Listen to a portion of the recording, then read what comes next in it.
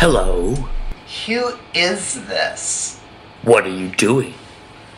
Making popcorn. Tell me, do you like scary plays? Plays. Who sees scary plays?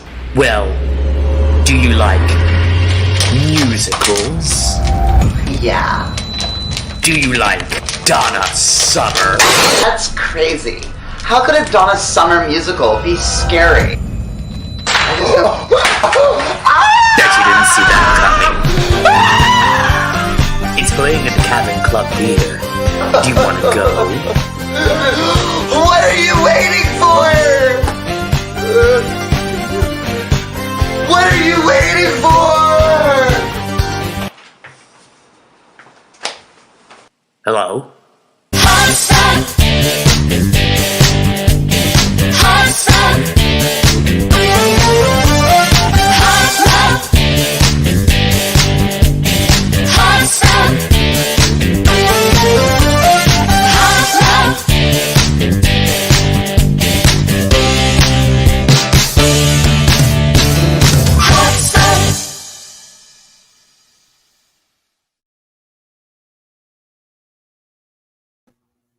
Good evening, and welcome to the I Totally Know What You Did Last Donna Summer live stream reunion with the original cast and crew and some other crazy folks along the way.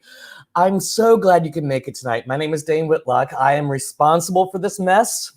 I co-wrote it, I directed it, I co-produced it, and we have such a great show for you tonight. This is part 2 of a 3-part series of the Chips and Salsa Productions that brought together this really great family of artists and theater lovers and audience members who just came and saw our shows for 3 years at the Cavern Club Theater and just loved every second of it. So, I Totally Know What You Did Last Donna Summer.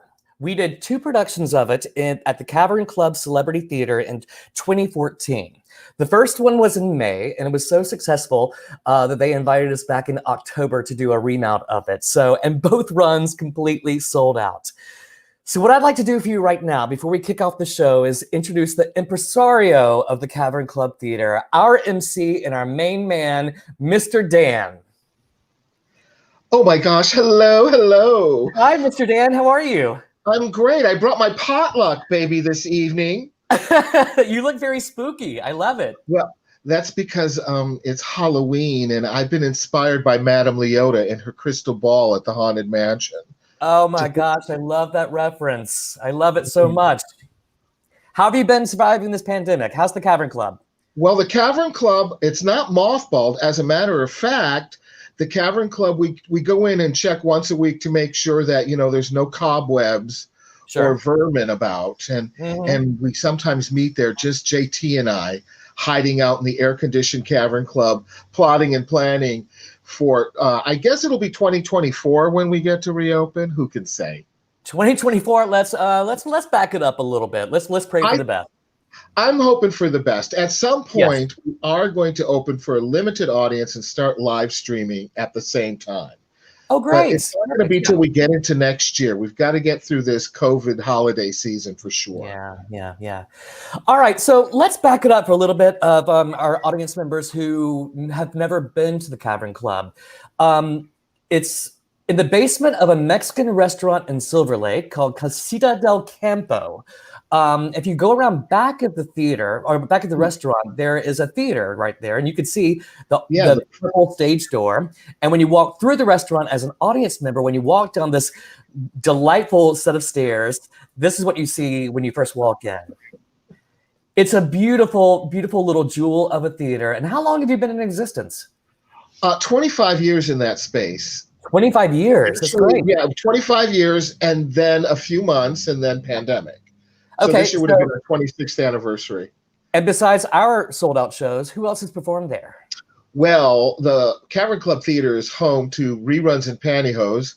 That would be Jackie Beat, Sherry Vine, Sam Pancake, Andrew Droege, and company. And they've done a lot of shows, but their most popular show is the Golden Girls Live. Yes, I love that show. I saw it I several love times. that show. Yeah. They'll be back at some Yeah, and point. Chico's Angels, There's and the Chico's Angels, and every Christmas the Fruitcake Follies for the last 22 years. I saw Dina Martina there, who was Well, then when amazing. you get to drag queens, you got Dina Martina, Lady Bunny, Yeah. Varla Jean Merman, Paige Turner. Oh my God, there's so many. Ms. Pac-Man. After 25 years, I'm obviously leaving out hundreds of performers. Yes. One of our favorites is Nadia Ginsburg, who does Cher and Madonna, and her Winona Ryder is to die for.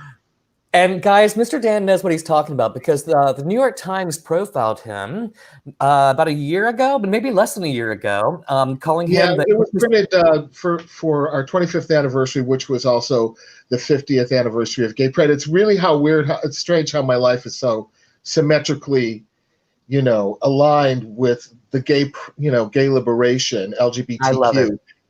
And the theater is kind of a manifestation of that in my life. Well, I do have to say, for our friends. Yeah. And again, thank you, because you've always given me and my amazing troupe of performers a wonderful, safe space to create wild, wacky shows that sometimes we threw it out there. We were like, I don't know how this is going to work. Or we got another cease and desist. Or more about that next time. And interestingly enough, you aren't the first people to have legal proceedings. Oh yeah, I just remember at one point, and we'll talk about that later. But that was the most awesome. I was pulled upstairs by the I guess the Del Campo family who owns the restaurant. They were like, if you get one more cease and desist, you're out of here. And I was like, okay, we'll do whatever you want. We'll do whatever you want. All right, so. Breaking the audience law. members, this is a totally free event for you. Everyone's volunteering their time and giving so lovingly of their time and their talents for the Cavern Club Celebrity Theater.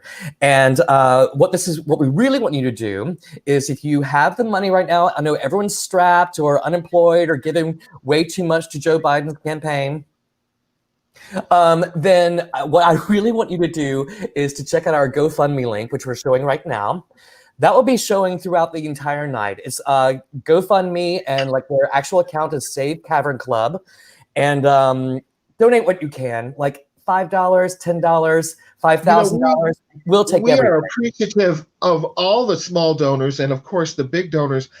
But what's really exciting is there's been so many. I mean, after 25 years, we've collected a lot of hearty souls in that little basement theater, one after the other. And, I have never felt more a part of a family than when this happened. It was never my idea to do a fundraiser. It was actually other folks. Right. And I'm so glad they have, because we've been able to keep things going, pay for our insurance, which is really important at this time, that JT and I, can keep things going. And, we're going to go to cavernclubtheater.com. Cavern Club Theater with an ER.com. Get on our email list, because we have some exciting announcements in the next 10 days about things that are actually going to happen very soon. You won't have to celebrate the holidays alone this year, unless you really want to, and then that's okay. Unless that's your thing. Yes. All right. So let's quickly, before we move on to our next segment, there's a couple more people backstage that I want to bring out that have been so instrumental in our productions. They have given so much of their time and their talent, and again, we could not do this without them. First of all, I want to bring in our lovely stage manager, Megan Ivanich. Hi, Megan. Hi. How are you? I'm doing well. How are you guys doing? Doing fantastic. Thank you for joining us tonight again for our second live stream. Thank you for having me. Yes, Megan was always there. I mean, every single rehearsal, whatever we ever needed, she was just Johnny on the spot and just made sure that everything ran smoothly. And when we moved into the Cavern Club, we mentioned JT Seaton earlier. He ran lights and sound for our shows, but Megan was always there, keeping the props in the right place and make sure all the cues were happening and costumes were hung properly. And for that, we thank you, Megan. Thank you. Even with a sprained ankle, hopping around backstage, I still had everything in place. I think we have a photo of that. Oh my gosh. We absolutely have a photo of that. Lovely, thank there you. you are in the stairwell of infamy. Yes. And next, Well- I'd like to bring out a wonderful, sweet, dear friend of mine who just is amazing. He's an amazing choreographer. He's a TikTok star lately. We'll talk about that. Our choreographer, Joseph Corella. Hi, you guys. A TikTok God, star. how Oh, is God. you and your husband in the Dance Girls routine. I how mean, many we views love did you doing dance competition entrances in quarantine. get? Over 1 million views in like a day or something. It was insane. Never planned that. Hi, Mr. Dan. Hi, Megan. Hi, Joe. I want to know how Megan and Joe look still the same age I'll take as it. when I met them. That's I'll crazy. take it. The blood of virgins. The blood of virgins. Dane. Yes. Oh, my gosh. So Joseph was just always, I mean, it's such a great inspiration to all of us. Always came in so happy, always came in like with really great ideas, and just really made sure that like our shows were, yeah, everyone was hitting their mark, everyone was on point, and everyone, I mean, look at that, demonstrating, I think this is hot stuff or something. I don't know. Yeah, so we'll see that later. Oh, my God. Just love you, Sure, love sure. you, love you. Thank you. Thank you, Dan. I loved working on the show. It was such a fun, I mean, working with you and the rest of the cast was like, it's one of those moments, especially at the Cavern Club, that like are iconic to me. Especially that stairway where poor Megan's like hurt. Like we have so many cast photos and like and everybody we- takes photos on that stairway. And we will Yeah, be the showing backstage those photos. stairway, if it could talk, it would beg to be clean, steam clean. I mean, more than the No stairway. black lights. No black lights allowed backstage. This is a. Well, actually, we're COVID Memories. clean now. I just want you to know. There was actually Oh, when the bathroom backstage started spewing out hot water, I thought the whole place was possessed. So it could be that it's like the ghost of, you know. And it only happened during the Donna Summer show. It never happened during Karaoke or. It's so true. It's so true. Yeah. Yes. Okay. So next, I'd like to bring out my dear, dear, dear friend Amy Procacci, who co-wrote the show with me. Amy, come on out. Oh, hi. Oh, hi. Hey. Funny seeing you here. Yes. How are Thank you you doing? for joining us, everyone. So Amy and I met many years ago with Drew Droege at the Attic Theater doing a show called Red Scare on the Sunset. And we talked about this a little bit during our last live stream, but like I just knew that Amy and I, when we met, would be just like immediate fast friends. And we shared the same kind of like warped sense of humor when it came to putting together shows and ideas. So with this last show that we did, which was the Donna Summer show, it was my first foray into an original script. The other two were adaptations, right? So Karen Carpenter was an adaptation of Are You There, Gatsby Margaret. Karaoke was literally a bastardized version of Little House on the Prairie. So I was like, I probably need some help figuring this out. So I was like, Amy, can you please help me? And also two, I should also say that Drew Droege also helped us write a good amount of it as well. He did. But it's always been so great working with you. And I just think that you're an amazing, amazing woman, amazing talent. And thank you for all you do. Yeah. So we have a couple little read-through rehearsal photos we're going to show you right now. Yes, I think this is all the cast before we went on to Palm Springs to do a remount of it. So they all met at Libby's house, or maybe this is the first read-through. I don't even remember. I think that's Libby's house, yeah. Yeah. But it's funny because a lot of these cast members are just, left over. There's Drew, who you will meet later. Audience, calm down. All of these cast members basically went from show to show to show to mine. Every now and then we would have another person come in or another person replace if someone couldn't be there. But it was really great how we were really able to amass this really great little family. And it really made rehearsals, especially when we started out, so much easier because no one had to get to know each other. You already knew your rhythms, you already knew your thing. And it's just it was a really great 3 years of my life. And I thank you for that. All right. I can't believe it's been 6 years since this show happened. I know. Well, Amazing. All right. So what I need to do right now is just let the audience know how StreamYard, which is the platform we're using right now, works.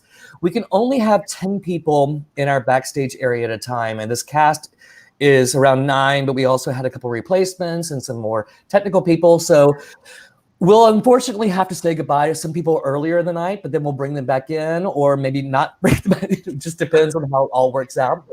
But what I want to do right now is just say, thank you so much, Megan, for your contributions to our shows. Go watch the rest of it on YouTube. We love you, and we'll see you soon.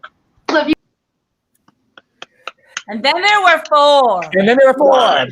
Yes. I can't wait to get cut out of this. Well, that's happening right now. So, Mr. Well, Dan, then, happy Halloween. Trick or treat, everybody. do not worry. Do not worry. We will give you all kinds of love throughout the show and make sure we're raising lots of money for the Cavern Club. Goodbye, Mr. Dan. Let me just say real quickly, thank you guys so much. I love you. I love you for doing this. We love you, Mr. Dan. Love you, Mr. Dan. Bye. All right, so it's time to get on with the show.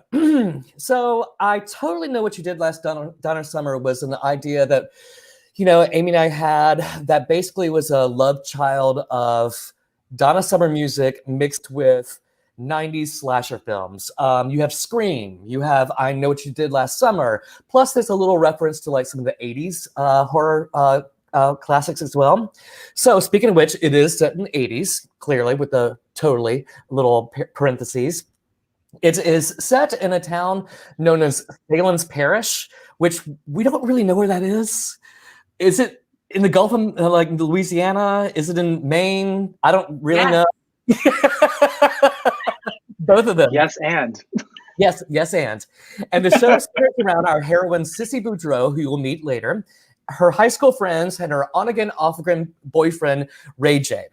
Now, what happens at the top of every single Cavern Club show is Mr. Dan, who just left, does this amazing curtain speech, all about how, you know, this is the fire exit, you know, the exits are here, here, and here, exit through the dressing room, don't stop and steal a wig. You know, there was all these talking points that he said.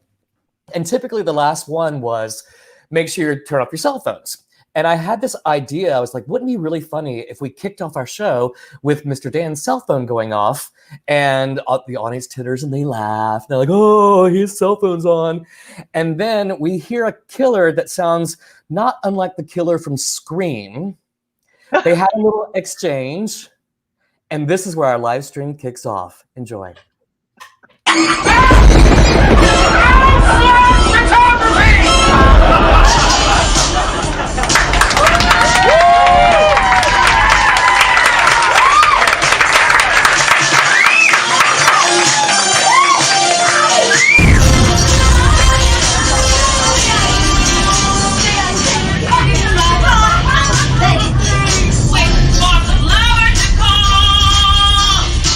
About 1,000 numbers they say almost rang the bottom.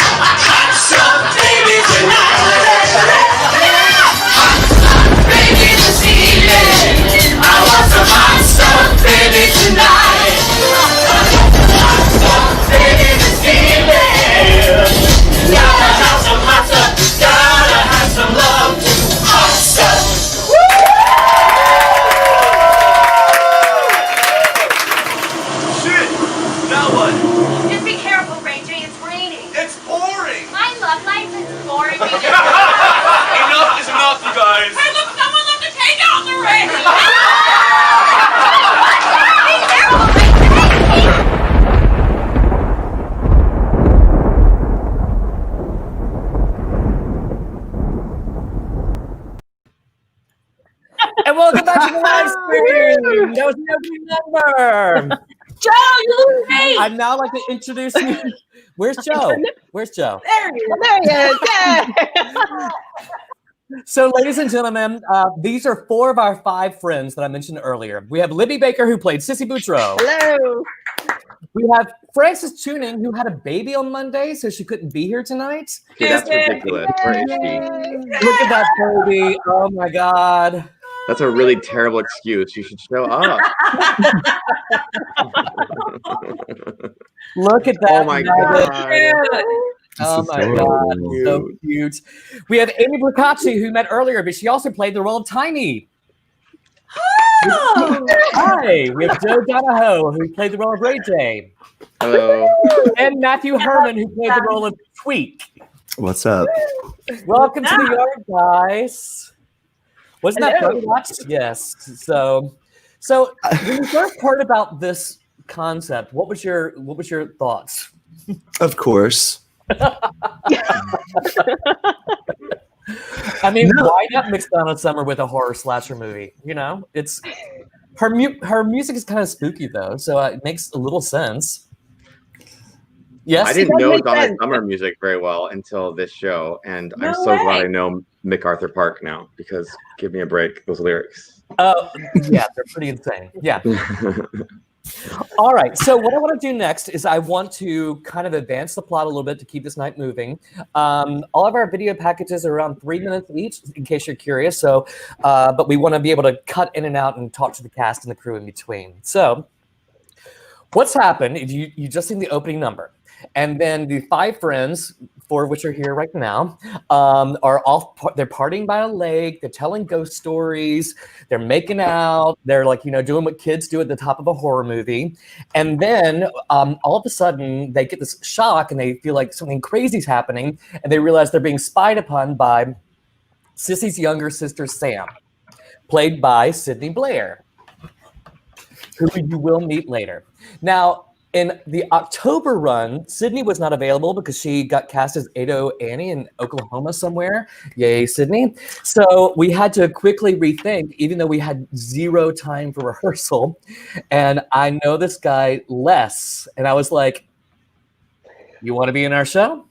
And he changed Sissy's little sister's name to Tootie. And then we just kind of went on with it like it was always planned to be that way. And Les is amazing, and you'll meet him soon. Okay, so back to the plot. The kids are hanging out, and all of a sudden, there's this eruption on the radio. On the what? On the radio. On the radio. What? On the radio. Well, Matthew, you want to give your line? Whoa, oh. And it's anchorwoman and local celebrity Wendy Storms, who is here. God. I know, right? Who has come onto the radio to let us know that there's been an escapee from the mental hospital by the name of Bodine Luttrell, who is armed and dangerous and very, very crazy. Now, Wendy was played by our lovely friend Drew Droege, who you will meet at the next segment. So the kids, they freak out. They decide to get in the car. They got to go home. There's a killer on the loose, and it starts to rain, which is the last scene we just saw. They get to a car crash, and then when the lights come up, they realize they've hit this man, and his dead body is in the street. So, of course, they're all freaked out. And then they see Sheriff Haskins, played by Mark Rowe, who you'll see shortly. So that they don't know what to do. So they grab this dead body, and they run off to go throw this dead body into the river. And they leave Sissy behind to talk to Sheriff Haskins. Oh, hey, Sheriff Haskins! What are you doing out here at this time of night? Sissy Boutreau shouldn't be home. Yeah, we were like totally driving home, and then we think that we like maybe hit something like a deer with our car. A deer? Yeah, but he scattered off into the woods. So. We did it. He's in the river. He's what? Tiny, I was just telling Sheriff Haskins here how we think we hit a deer, and he scattered off into the woods. Yes, and then we saw him run into the river. For sure. Yeah, the deer ran into the river. And, like, totally drowned.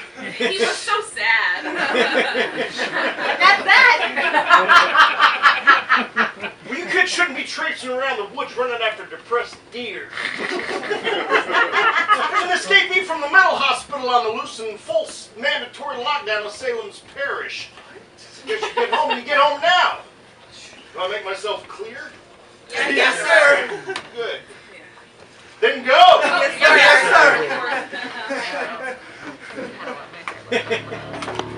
Not one word. One word. Not one word. Not one word. Okay, like not one word.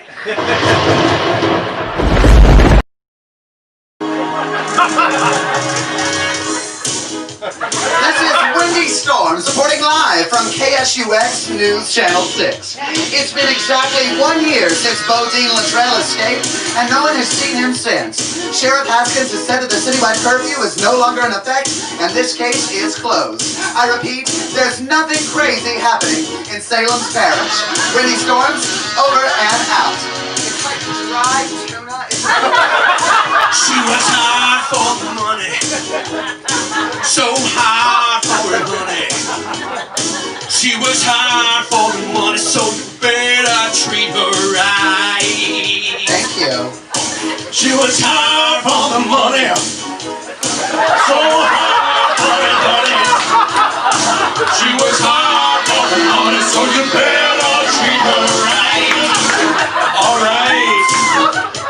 9 a.m. on the hour, and I am waiting for the bell. Ding! I'm looking real pretty. Just waiting for my clientele. That's you, the viewer. She was hard for the money. What's this? So hard for the money. She was hard for the money, so you better treat her right. Eat a dick, Suzanne Summers. I already know. I've seen bad times. My sister was in Jonestown. I already know. These are the good times. Cocaine and the Reagans. I'll never sell out. I never will. Not for a dollar bill. Actually. So hard for it, honey. Good money. She was hard for the money, so you better treat her right. All right. Hard for the money. Hard for it, money. It's hard for the money, so you better treat her right. So hard for the money. Thank you. So hard.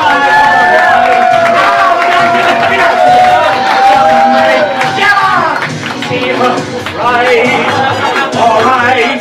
It's gonna be a windy afternoon.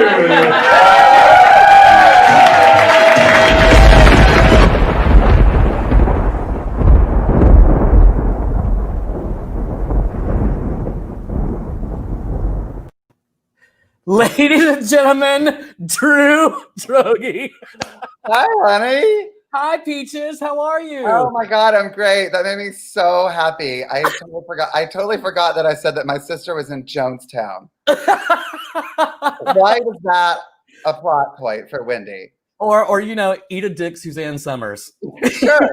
Have you ever tried to do a thigh master? That's genuinely hard. Well, you do know that I had to go on for you at one point. So I was like, which explains the coloratura soprano, because like you were able to do your Drew thing, and I was like, I got to pull up my own bag of tricks. So yes, like, be able to sing, like to actually sing and not scream rage or whatever. Oh my God, you're amazing. You're amazing. Oh my God, you're amazing. Thank you for doing this. This is so cool. I mean, I'm so excited to watch the clip. There's so much of the show that I didn't get to see. Right. And so it's so fun to get to see this and to see everybody and. And again, going back to a little history, Drew and I met doing a show at the Attic Theater with Amy Procacci, and I don't even know how this relationship really began after that. I think I was just doing a reading of Are You There, Goddess Me, Margaret? And I was like, do you want to be a part of it? And thankfully, you actually had the time at that point in your career. You were like, sure, I can do it. And I mean, you're busy these days. You're busy. Oh God.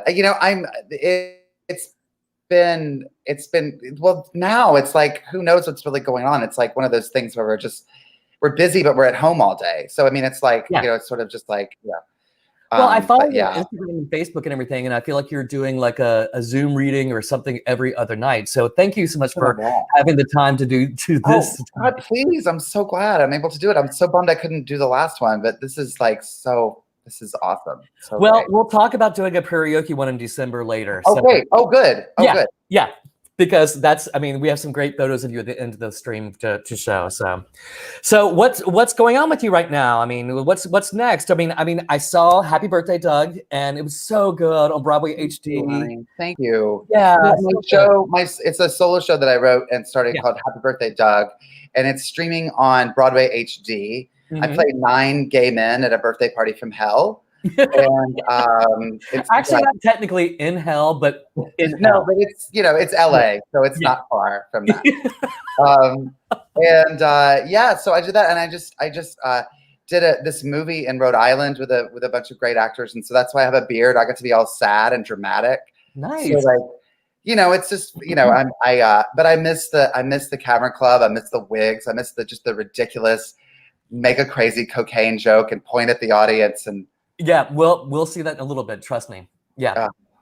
I mean, I think you were the one that coined the phrase "the wig parade" of all of our shows. It is. It's always such a magical time down there. Like I've always said, unironically, it's my favorite theater to perform in LA. Yeah. It's you walk out on stage, and you feel so like you can do anything. You feel like you're in the arms of love, and. And the audience is just there to have a good time, and they're just, they're with you. You're all in this little space together in the basement of a restaurant. And it's so well crafted too, because typically the audience goes upstairs first and eats and drinks and brings down their margaritas. The show doesn't start until like 9:30. Right, usually 9. Yeah, and so you can have an entire night of it, and that's what I loved, because I stood at the back and watched a lot of our shows. Just to watch the audience reaction, like the guttural guffawing that would come out of these people at the craziness that you guys were doing it was inspiring to me, and I just got so verklempt every night just watching it. So, yeah. God. Yeah. You're so great in this too. Or you have more footage. I want to see you. I never got to see you do it. And I'm just like loving. There's a little more footage of me, but I wanted to keep it focused on you for tonight. Trust me. But yes, there's a little bit. You'll see a little bit in MacArthur Park. Oh, good. Oh, good. Yes. Okay, so let's keep it moving on. We have 2 more people I want to introduce. 2 more right now. You saw the backup people in She Works Hard for the Money. You saw Sydney, who was styling Drew's hair. So let's bring out Sydney Blair right now, who played Sam. Sydney! Hi, Sydney. Hi. Hi. Hi, Sydney. How are you? I'm good. It's so good to see both of you. I'm enjoying your voice. It's really nice. Oh, yeah. My t-shirt is hanging over my TV. I draped my t-shirt over my TV as a backdrop. So that's what I got going. I have mine too. But I couldn't find it today. Anyway, but I do have mine too, and I love it. Yes. I really like this. Now to introduce our alternate Sam that we renamed Tootie for the October run, Les Kirkendall Barretts. Hey, how are you guys? It's good to see everybody. Look at your hair. Les and I have never met. That's right. Yeah, nice to meet you, Sydney. I think we've met in passing, but we got. I know who you are and love you, but we don't really know each other either. But it's great to see you. It's great to see you, and you too, Dane. Well, always good to see you. I can't believe it. I'm loving your hair. Oh, thank you. When you played Tootie, you had like the real dreads. Like we didn't have to wig you or anything. So I actually did this for a part. Okay. I am touring virtually schools doing a one-man show about George Washington Carver. Awesome. Yeah. So that's why I cut it all off. And I'm loving it, actually. Oh my God, I'm sure it's so much cooler too. Now that we're moving into the winter season of Los Angeles. Right. All right, 2 more people I want to bring in. He played Sheriff Haskins. He also played Pa in karaoke. His name is Mark Rowe. Hello. Hey, Mark. Hey. Hey, everybody. Hi, Mark. How are you, buddy? Oh, I'm great. My face already hurts from smiling at you guys. Oh, it's so good to see you. So you found some internet connection because I know that was a challenge at your hotel. This little corner was a little dead, but Okay. I finally got it kicked up, and yeah, all is well. Well, good. It's always good to see you. You Yes. And then last but not least, our last cast member, he plays Ernie, the gas station attendant, Mr. Eric Scott Romney. Yay!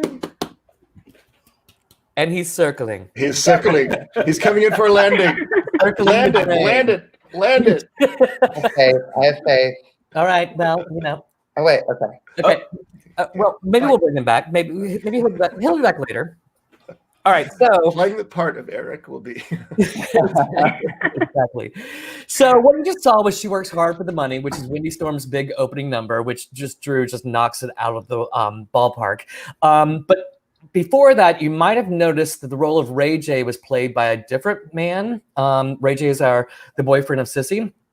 Because Joe couldn't do some of the shows, even though we would love him to do all of them, he was very busy working sometimes out of the country. So we hired a guy by the name of Ben Palacios, who came in, and he actually did karaoke for us. He also did this show for us, and he really brought in something new to the role that was just completely wacky and off the wall. And we just love the fact that Ben was able to be part of it. Ben, however, is in Mexico City right now. Oh my God! Wow! Oh wow! I mean, he has that many abs. We are not kidding. Mexico. That is directly from his Instagram about 3 hours ago. That's actually him. That's actually him. Yeah. Still defined. Still well defined. Hi, Ben. Hi, Ben. We missed your yes. All right, so we're going to take a quick diversion here before we go back to the clips and say that in 2015, we were invited by a theater in Palm Springs, California called the Palm Canyon Theater, which I have a long history with. We did Are You There? Got to meet Karen Carpenter, but I also directed and performed in a lot of shows for them. So they really just appreciated us and our sensibilities. And they were like, well, can you bring back Donna Summer for Palm Springs Pride, which was in February of 2015. So let's show a couple photos from that. Clearly, it was a larger stage. Clearly, they had bigger capabilities as far as lights and sound. So we just loved being a part of this. So we wanted to take a moment and say thank you, Palm Canyon Theater, for giving us a lovely home to be with. And of course, too, there's always backstage. I mean, which is great because at the Cavern Club, they didn't have anywhere to sit backstage. They had to stand in a line and do their makeup. So like a real backstage. Keep you on your toes. Exactly. Oh, there's Eric. Hey, Eric! Actually, Eric and I met at Palm Canyon Theater. I think he's frozen. He's very stoic. He's very sexy. It's so serious, Eric. Very sexy. It's like a Grindr profile photo. I like it. There's my mom. Hey. Hi, Mark. Hey there. Good to see you. Okay, so the funny thing about doing the show in the basement of a Mexican restaurant is the fact that you have to be really concise with your sets and costumes and costumes. So a couple of the next shows we are going to show you is called Have Show Will Travel. That's the entire props and costumes in my closet in Palm Springs. All of them, including Rosemary's shoes. And we had to put things in the back of Joey's trunk to get them to and from the theater. So that is the entire sets. I'm sorry, the props and costumes for this show. Crazy, right? All right. It's amazing. Back to the show. It's been a year since, as we just saw, Wendy Storm just told us, it's been a year, and nothing crazy is happening in Salem Paris. So ultimately, Ray J and Sissy have broken up. Ernie, who is Eric, who's frozen. He didn't like that. He didn't like that at all. He's out. He's calling his agent. He's demanding his $0 back.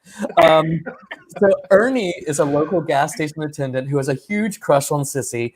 And he's always showing up at really inopportune times to creep up on her. So he just has left. Oh, maybe not. Does he speak? Yeah. Hi, Ernie. Oh, Oh, hello. He's smiling now. Yes. All right, moving on. So Sam, later played by Tootie, has just delivered a letter to Sissy that arrived to her in the mail today. Boom. Hey, Sam, were you just in town? Yeah. Did you happen to see anybody there, like maybe Ray J? I mean, it's been like a whole year. Yeah, we get it. It's been a whole. Do we all understand that it's been a whole year? Here's your mail. See ya. There's no way to return the dress. It's so weird.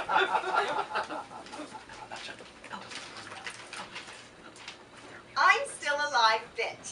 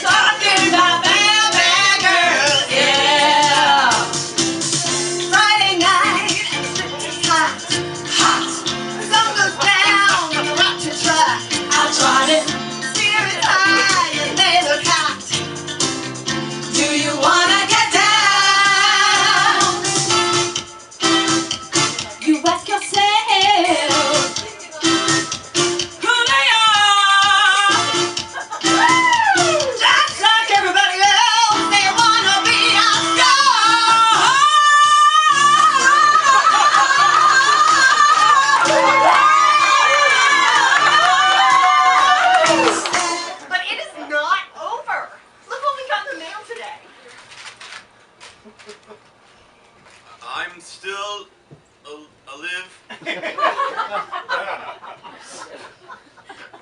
But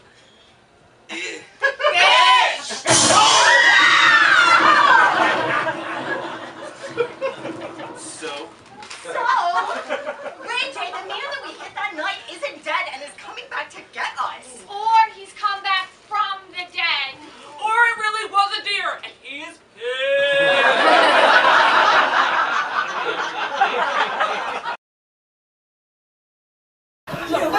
I've been thinking about this since that night, and I am certain that the man that we hit that night is none other than the escapee from the mental hospital, Bodine Luttrell. Bodine Luttrell? Bodine Luttrell? Delta Z?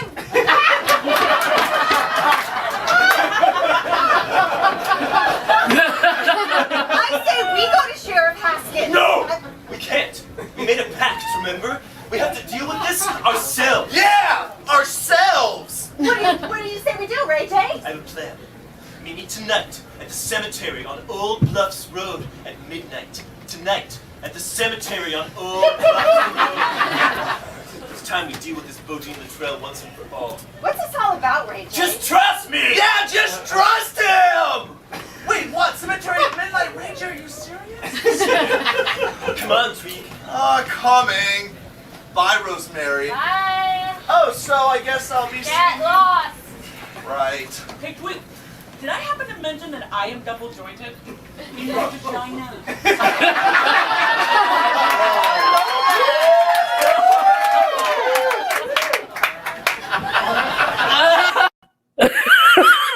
Yes. Amy Procacci for the win. Oh, you're muted, Amy. You're muted, Amy. It's perfect. And you heard me. Yeah, no, I did not. it's not fair that you didn't show the whole split. Because the whole I mean, I got down and did a split, everyone. And I feel like that is why you should give to the Cavern Theater. You know what? Actually, Vicky had a picture of it, but then we found this video footage, and I was like, well, we have to show the footage because, like, see it in motion. I mean, and that was like one of those like ad libs that you threw in later, and we were like, keeping that. You're keeping that. That 100%.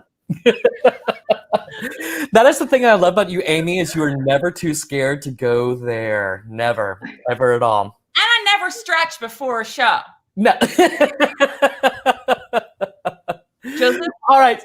So I don't approve of that, but you didn't. You didn't. Yeah. You did it every time. Yeah. So we brought back Joseph to talk about, because Joseph, this was actually one of the first kind of like musical numbers in the show. There's a lot of smaller little things that we did, but like this was like your first like Dreamgirls moment. So what was your inspiration behind this? I mean, I love Donna Summer so much. Yeah.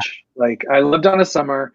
I love the 80s. I love the 70s. And I love horror films. So I know What You Did last summer over and over again. Scream. I just watched Scream last night. So like all these things. It holds up. In my soul. Yeah. It does. It's really good. Yeah. That opening is iconic. I'm so cheesy too. Like, and that's the thing. And I think that's the thing is like with this musical, it was so campy. But it was the right amount of chicken restaurant and Silver Lake, like, and working with everybody and like Drew Droege and Amy and Libby, like Amy coming in being like, I want to do the splits. And like, you're like, okay, yeah, do it. And I think this thing you have to like get free reign. Amy also doing that like that paddle turn, like totally nailing it. Yeah. And I think that's the thing. Like, I love working with people, especially comedians that like want to, they make it their own and they make it magical, and you're like dying laughing. And we all laughed so much through this the entire process. Yeah. And also too, I mean, it's also noteworthy to point out because like we never really had a music director for these shows. I just gave them tracks and said, just figure it out, just sing something, make it happen. And these ladies, they screamed their guts off for an hour and 15 minutes every night, and then we're belting out Donna Summer. Voice. What?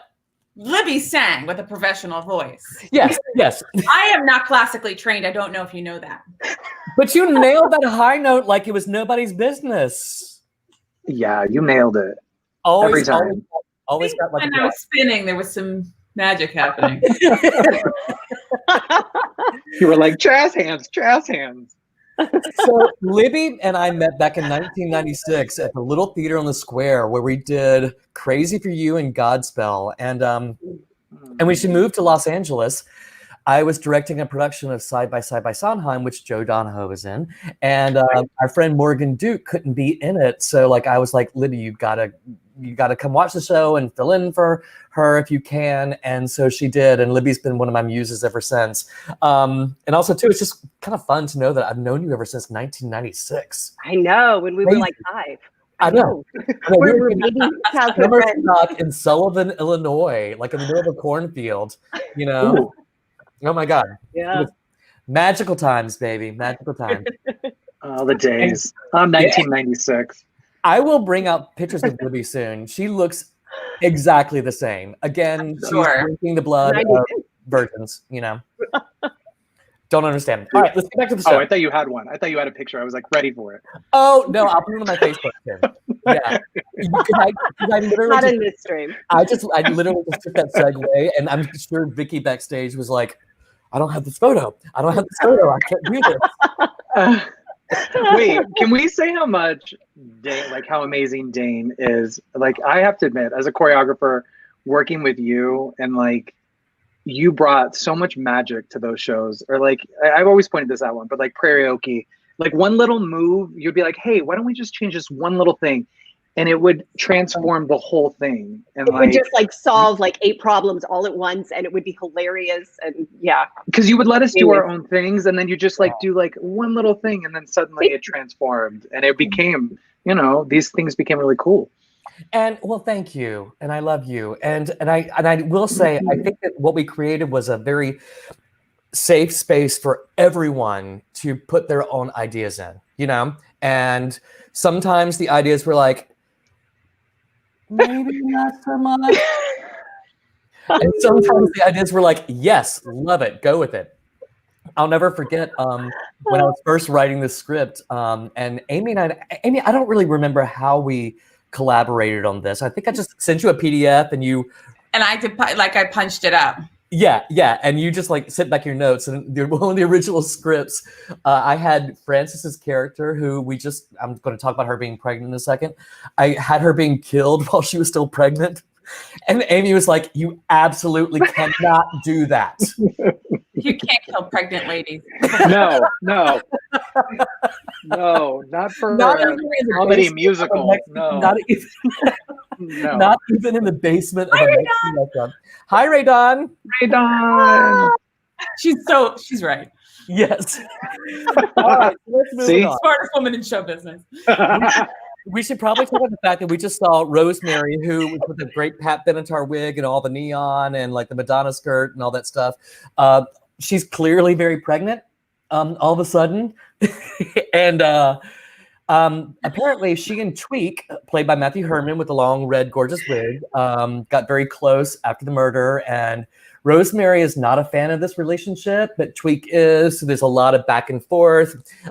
Clearly, Amy's character, Tiny, at one point has huge crushes on Tweek, and we keep seeing them pop up after blackouts, and Amy's making out with them, and he's like, what?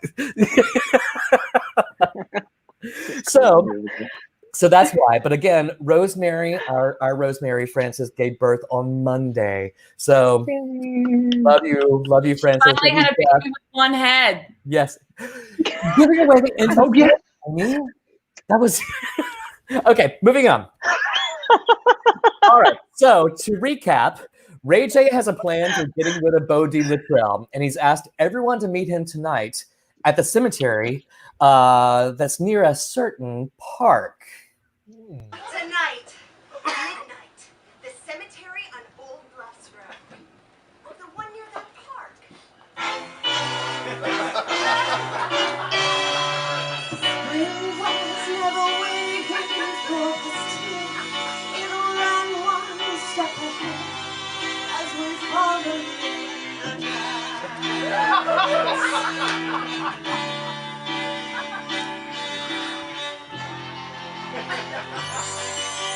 Because the park is melting in the dark, all that sweet green icing flowing down. Someone left the cake out in the rain. I don't think that I can take it, 'cause it took so long to bake it. Don't ever have that recipe again. Oh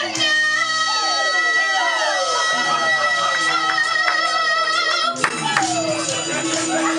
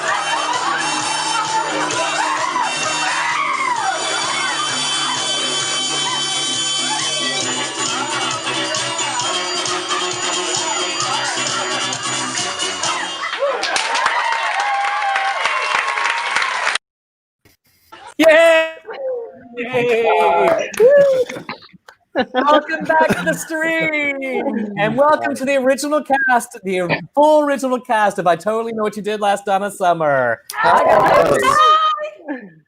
Oh my God, that's insane. That number was insane. It was just insane. I remember those rehearsals so vividly.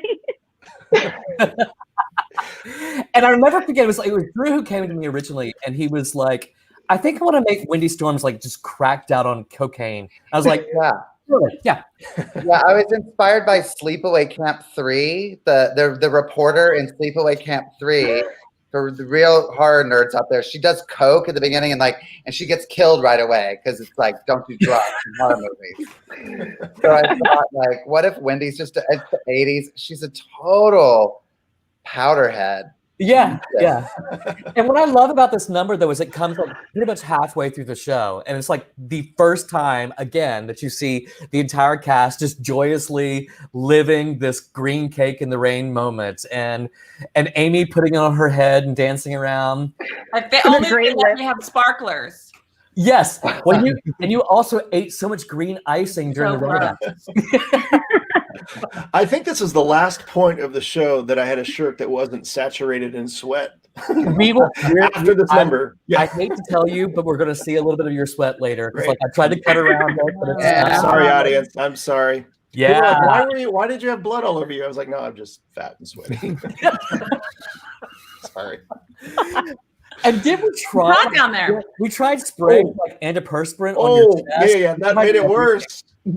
Sweat was like coming out of the collar of my shirt. Yes, Mark. Spanx. We were We're looking for also in Spanx. an oven. Like we're downstairs in a Thank you. restaurant. It's so hot. Thank down you, there. Drew. Always. Thank you. Yeah, That's and you know what? sweet. The audience at Cabin Club is not that big. It's like 70 seats max, but you shove all those people in a small space with lights that are literally right here, you know? Oh my God, just a sweat. Oh yeah. Good time. Good time. Yeah. But I loved it. I love that. And so we also have to mention real quick that because I had to go over Drew in the October run, we had to change the dance break, which was originally done between Sydney and Eric. And it was this lovely pas de deux moment that they had because Sydney was the dance captain and she was such a great dancer. But because we had so much to teach him in such a small amount of time that we had to be selective about what we shoved at him in like 3 days, basically.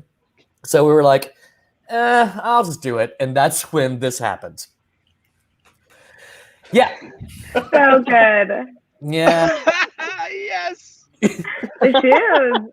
Sorry about your back, Eric.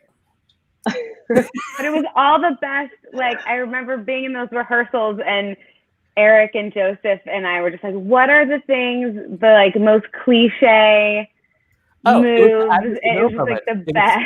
Yeah. It was totally the Agnes DeMille moment.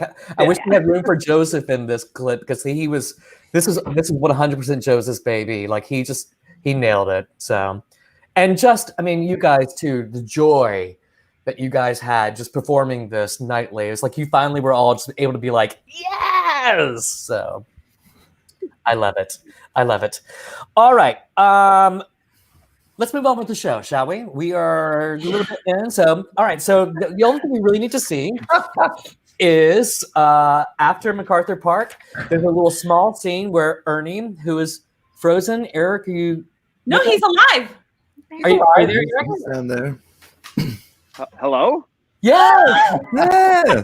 Well, no, I can only hear Mark and Sydney, and sometimes Drew. That's all that matters. I can't read everyone's lips. I don't know what's happening, so I'm like, yeah. Whose cuckoo clock is going off? It's mine. I'm sorry. I heard that. I thought there was a commentary. Yeah, So you know it's live. It's a live show. There's Matthew. There's Matthew. I hear Matthew. I totally thought it was a What's commentary. No, that's his cuckoo clock. Yeah. It was a gift from my mom. All right, so moving along. MacArthur Park has just ended. We see a scene with Sissy and Ernie where he's creeping up on her. Sissy leaves, and we see this. Hey, Crockett. Yeah, Tubbs here. The chicken is flying the coop. Yeah.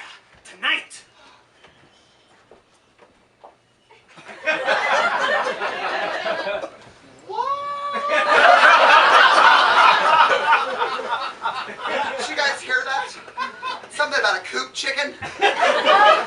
That's code for something crazy. And I'm gonna get on top of it. Okay? I'm gonna get on top of it.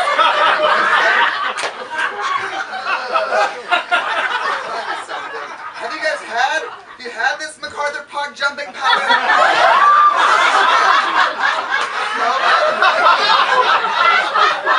Oh!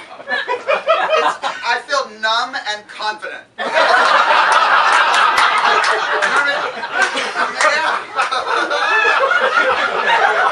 Oh, you're all my best friends.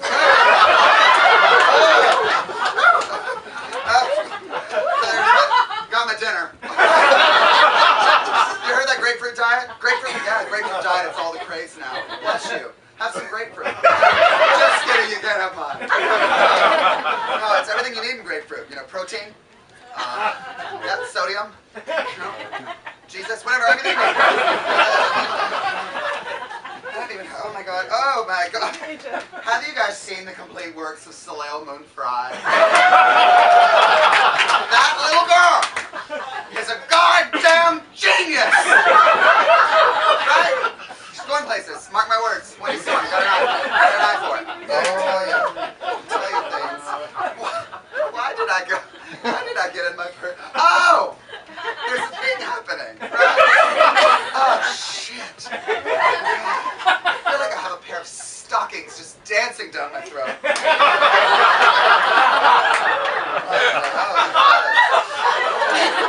All right.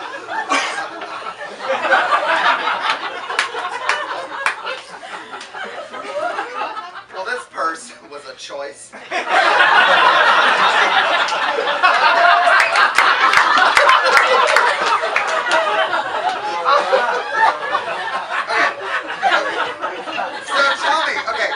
Refresh my memory. Where do they say they were meeting again? Cemetery. Thank you. Somebody's sober. Cemetery. Old Bluffs Road. Thank you. Midnight. You just made that happen. Down the hatches, sweeties. Because this windy is... No, wait. No.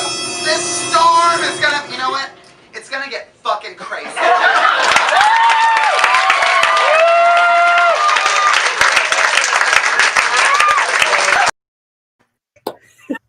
Ladies and gentlemen, Drew Droege. That's like, hey, Drew, we have a costume change. It's going to take 15 minutes. Right.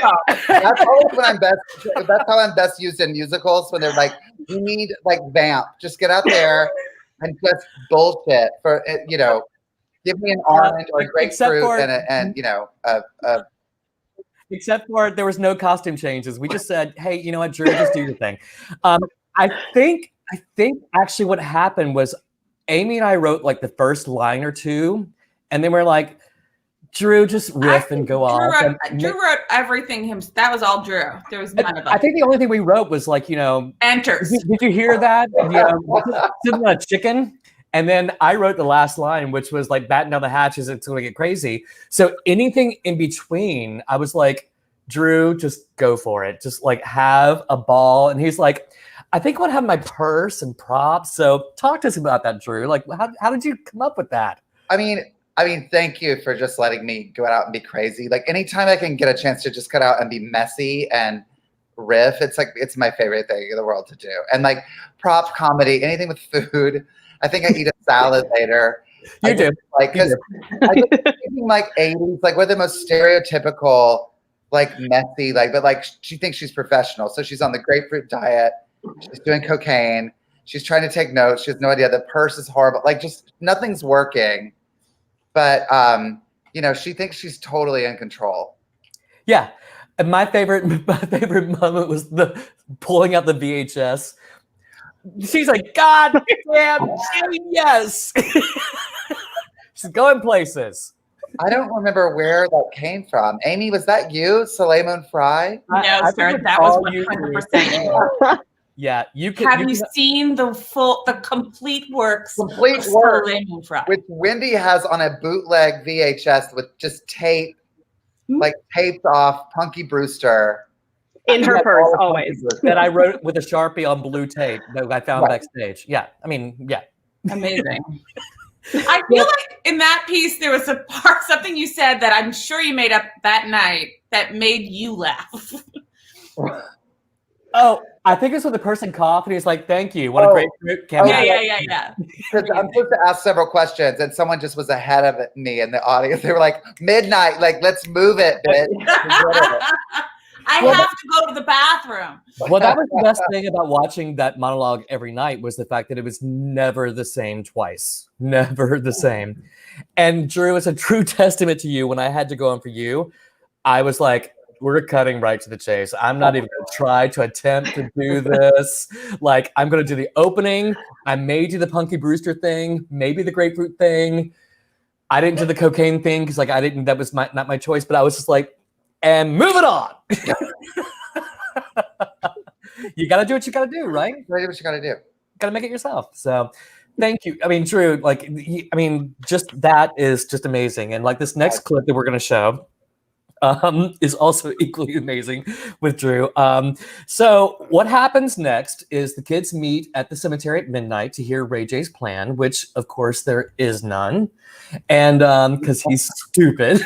Can I just say, every time Joe Donahoe starts a song, like I still like, even in the show I swoon, but I still like, I just love his voice so much. I mean, yeah. Dreamy. Yeah.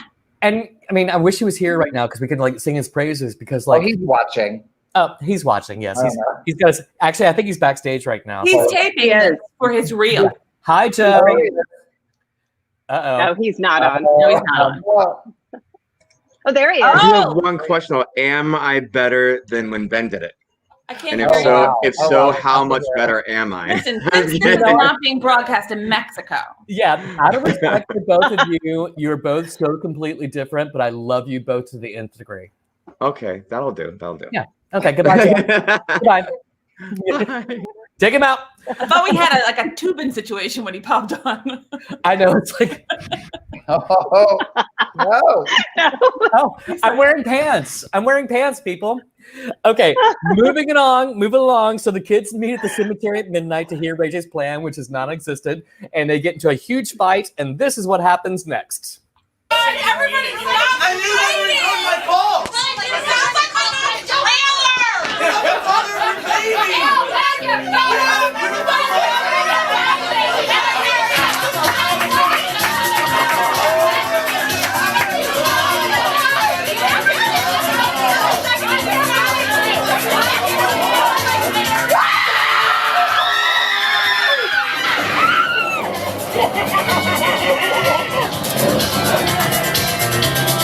This is Windy Storms, reporting live from KSUX. While the killer chases around Ray J, Rosemary, Sissy, Tweak, and all those other screaming little buttholes, I'd like to sing you a song that my grandfather used to sing to me while I sat atop his wrinkled knee.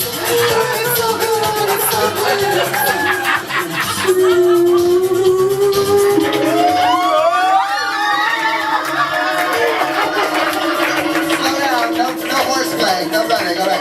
Heaven knows, heaven knows, heaven knows. Honey, I'm trying to find my note. I can't find my note. I'm gonna scream my head like settle down.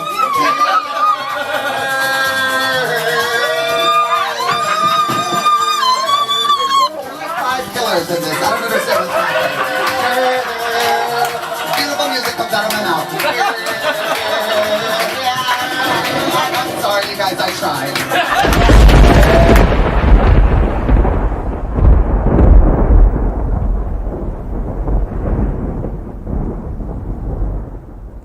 Bodine Latrell, I'm coming for you! No, Ray J, go back!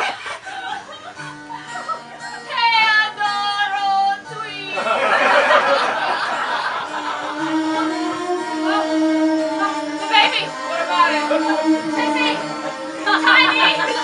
It's time! The baby's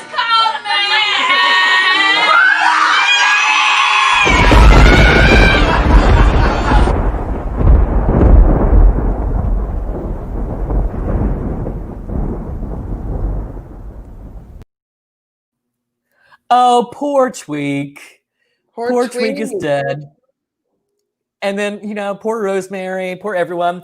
I brought you on one-on-one because I had to take a moment and say, again, I turned to you and I was like, hey, I want you to do I Feel Love, but like the song is so random. It's like there's not really a good entry point or anything. It's one of my favorite songs. It's one of my favorite songs of her, but just favorite songs in general. I love it so much. Oh, really?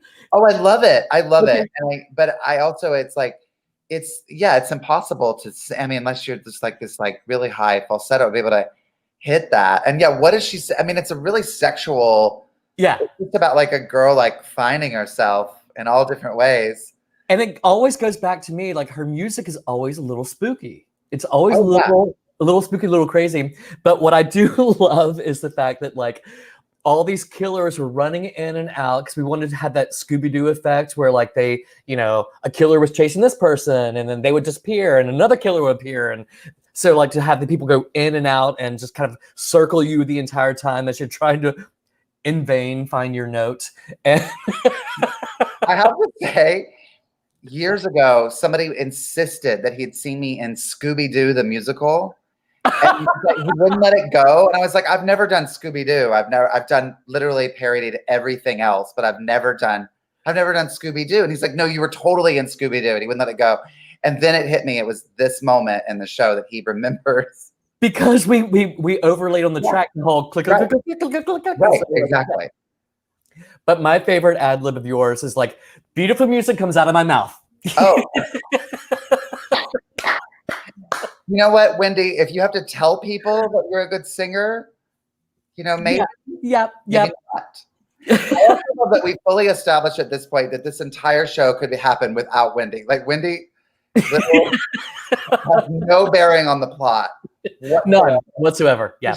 It cracked out, like, She's actually an intrusion to the plot. Yes. Oh, yes, for sure. But we didn't ever really. I know that I wrote the part, or Amy and I wrote the part because we wanted you to play it because we were like the Courtney Cox character. Courtney Cox, yeah. And Scream, we wanted like Gale Weathers, Gale Storms, whatever it is. We wanted you to play that iconic, that part, but we didn't really have a purpose for you. We're just like, just let Drew do his thing. Yeah, he'll be fine. He'll be fine.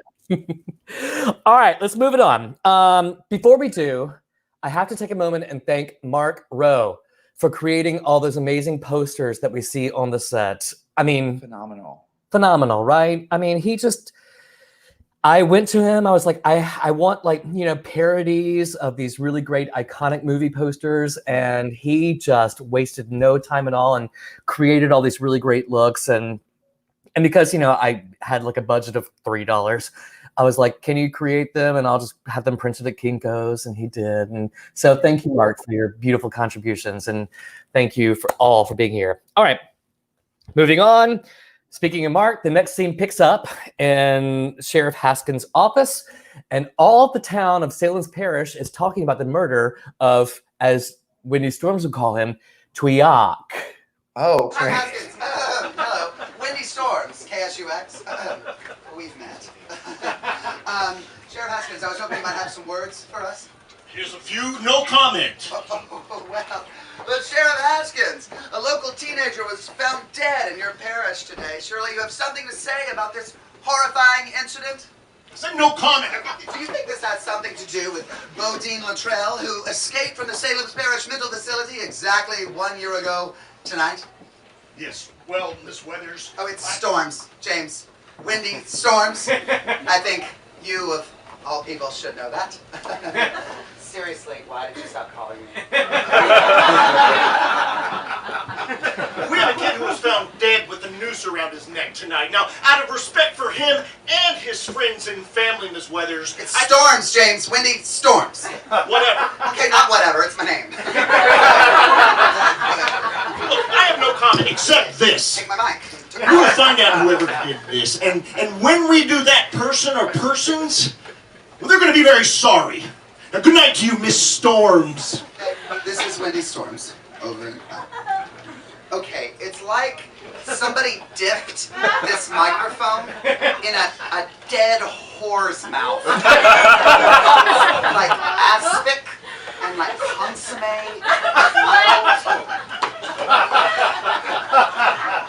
I can't believe that tweak is dead. Like, I can't believe that Ray J just ran off like that. Like, I can't believe Fruit Roll-Ups melted boob sweat. Hello, girls. Wendy Storms, KSUX. I'm sure you're familiar with me if you own a television set. I was hoping you might have some words for the press. You know, I don't think we should be speaking to the press right now. My, what a lovely child. Thank you. How is she handling all of this? She's all right. She just misses her daddy. That's all. Oh, poor thing. I know how much she loved him. Yeah, she did. Listen, girls, I'm also a woman.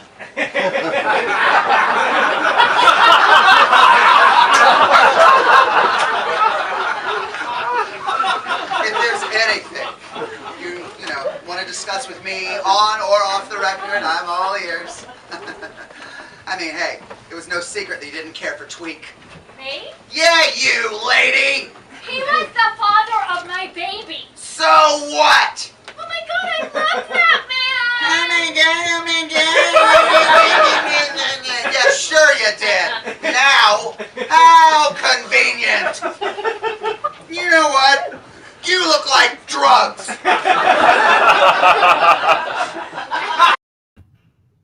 Like drugs. You look like drugs. You look like drugs. And Wendy's a teetotaler. She has no room for that. She has so much cocaine in her purse. All right, so Wendy decides to leave, and she decides to leave the girls with her card. Designed by lovely and talented Vicky Mendoza. And then we go right into the next scene, which is Sissy and Rosemary alone on stage with Rosemary's baby. My baby's daddy is dead.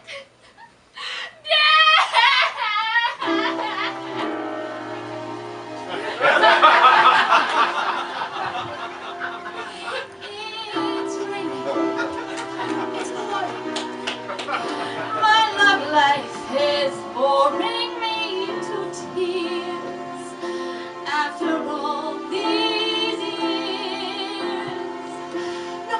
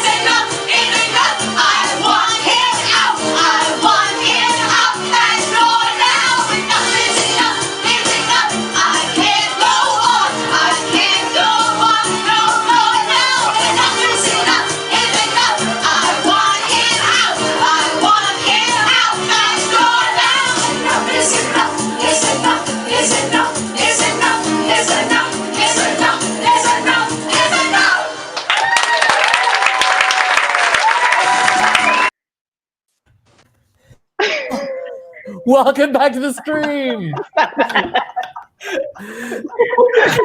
Oh my God, just crawling through it all. So, really quickly, I put you guys on, because I wanted you guys to talk about the female empowerment number that this became. Go. Did you guys all notice Amy's just furious rage during the number? Your face during it. No. So great. I remember seeing a lot of Every notes time. about that. Like, go for it. Like, let it all out here, girl. Like, Love it. yourself more. Tiny works through some. I completely forgot how the song went until Drew came in, and oh my God, it's so. I forgot that was a ballad. No, not at all. It's not a ballad at all. Not when I come in ever. But Oh yeah. And doing like the Music Man cross, like the Tommy G list moment. Oh, you yeah. know? Okay, let's keep it moving So along. amazing. So at the end of the song, the ladies leave stage with a playoff, and then Rosemary is left alone on stage, and she gets a phone call, and the person on the other end of the line sounds a lot like the killer from Scream. Are you afraid? So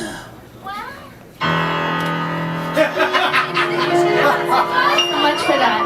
Because, well, to be honest, at first, I was afraid. I was petrified.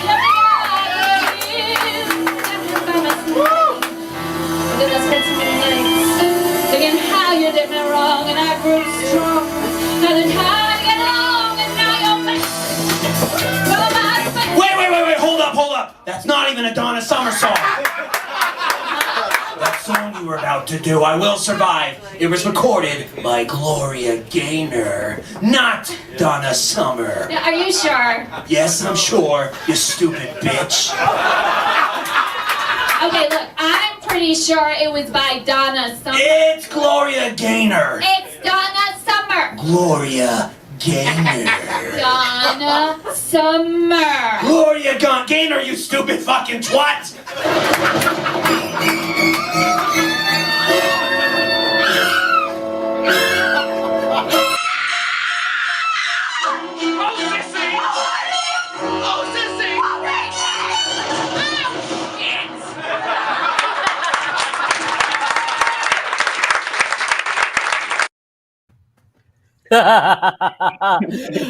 What I love about that is the fact that people really actually honestly do think that Donna Summer sang that. Well, that's what happened because there was always some angry queen in the audience every night going, "It's Gloria Gaynor." Always. No, what happened was you had said, let's do these songs. And I was like, we have to do I Will Survive. And you were like, Amy, right. you asshole. That is right. It hurt. And then we put it in the show. Yeah, because that was what I like to call a happy accident.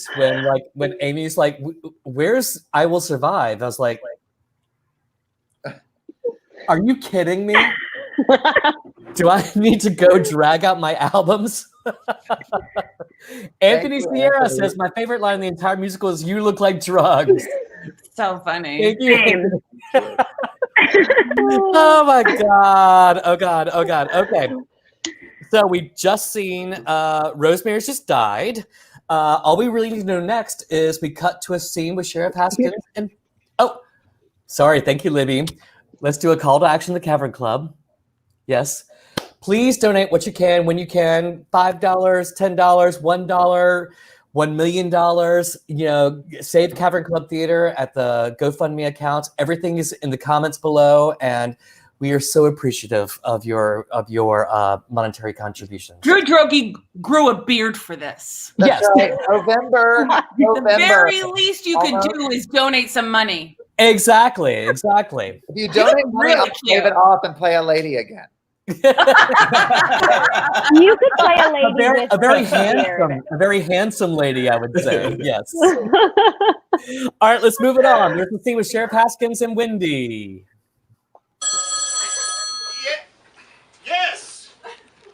Yes, look, I have told you everything I know. Yes, there's a serial killer on the loose in Salem's Parish, and yes, we're doing everything we can to capture the son of a bitch. Now, what I can tell you is what I told everyone. Stay inside and don't answer the door for anyone. outside if only if absolutely necessary.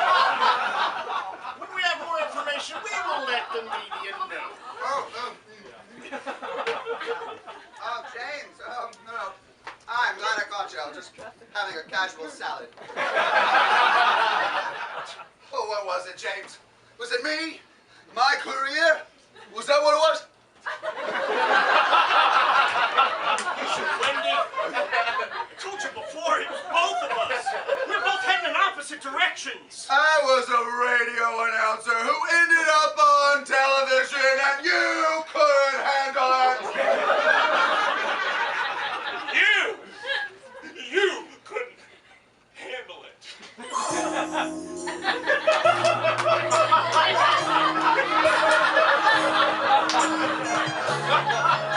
It's me you're talking to.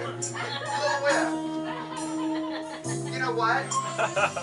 Someone found a letter you wrote me on the radio.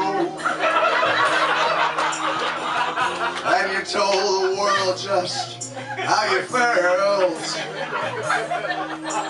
It must have fallen out of a hole in your old brown overcoat. You never said your name, but I knew just who they meant. I was so surprised and shocked, and I wanted to. If by chance you heard it for yourself. I'm a newswoman, I hear everything. I never told a soul just how I was feeling about you. Oh, James. But they said it really loud, they said it on the air, on the radio. On the radio.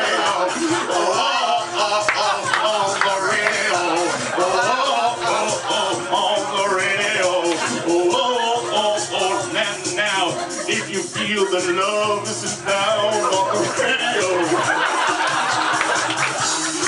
get to that age, really find the love in your life. 'Cause now I can say in my heart when I feel what I really feel. Said it really loud, but said it on the air, on the radio. On the radio, yeah.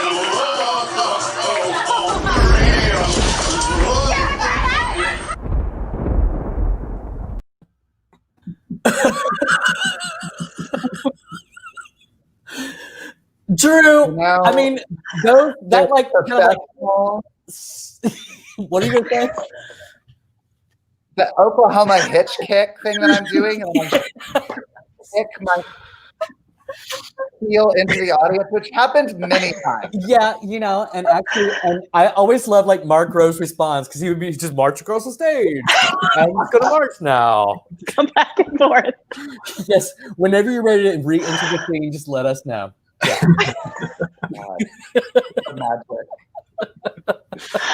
Oh my God. Okay, and let's talk for a second about your casual salad moment. I love that. God. Oh my God, I want that framed. I want that framed. I want it Hey, framed Vicky, in my kitchen. I love it. You're listening backstage. Send Drew a copy of that, like frameable, like high res. I will buy one, and proceeds can go to Cavern Yeah, Club. I'll buy it too, and I give the money to Cavern Club. I mean, yeah, I mean, seriously, I would love that. It's wonderful. It's so dumb. I want it over. So good. Oh my God, I love it so much. Well, I mean, like that's Vicky. That is the power of a really great producer, guys. Because like she literally, we were talking about this moment. I was like, I really want to talk about the casual salad, and she was like, the next day she's like, so I created this little montage. If you don't like it, you don't have to use it. It's okay. I'm not offended. It was like, it's brilliant. I'd like to see one with Mark Rose sweat stains. If you look closely, it is a map. Yeah, Vicky, if you're listening right now, which I'm sure you are, because you're listening to all of this, It's a treasure get map. on that. Get on that. All right, we got to keep this moving. We got to keep this moving. All right. So one thing that I really loved about the fact that like when we do these shows in the basement of a Mexican restaurant is we did them in the basement of a Mexican restaurant. So like whenever we needed food items like salad or chicken, which we use for cinnamon chicken and karaoke, I would always just go upstairs and be like to the busboys, be like, hey, can I get some salad? They're always like, yes, sir, yes, sir. Means something else to them. Exactly. But I will say they never had ranch dressing, and I think we went through about 10 bottles of ranch dressing. Drew used half a bottle for each show. Never refrigerated. Well, there's no refrigerator down there, so it immediately gets skunked every night. Buttermilk doesn't last in a hot basement. No, not at all. Oh my God. Okay, so when last seen at the end of On the Radio, clearly Wendy and Sheriff Haskins are about to reignite their passion, and it's interrupted by Sissy and Tiny, who run in and tell Sheriff Haskins they have a confession. About a year ago, they think they've ran over Bodine Luttrell, and he didn't die, and he's coming back to kill them all. Well, Sheriff Haskins tells them they're overreacting. They need to get home before it gets dark, and the girls leave. And then Sheriff Haskins makes a very mysterious phone call to a person saying, you need to look out for Sissy, but like we can't really tell if it's out of love or concern or what. So the next time we see Sissy, she's walking home alone at night, and she runs into Ray J. Sissy, what are you doing out here? All by yourself, in the dark, at night, in the dark, all by your dark. I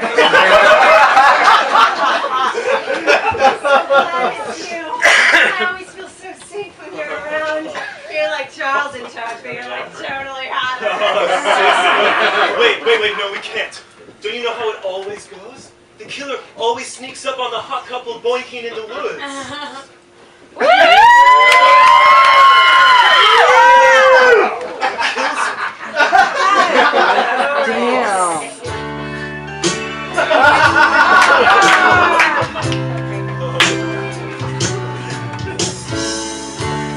Dim all the lights, sweet darling, 'cause the night is on the way. Turn up that old Victrola, gonna dance the night away. Love just don't love is seldom done. When you find the perfect love, let it fill you up.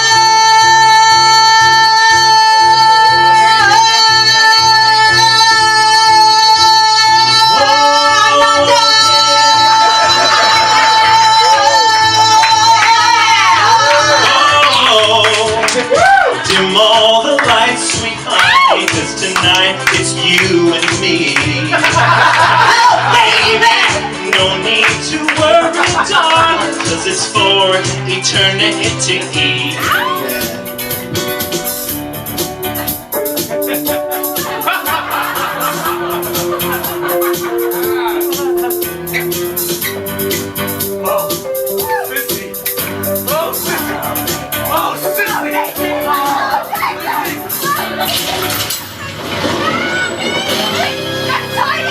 Tiny, where are you? Tiny, you need to enunciate.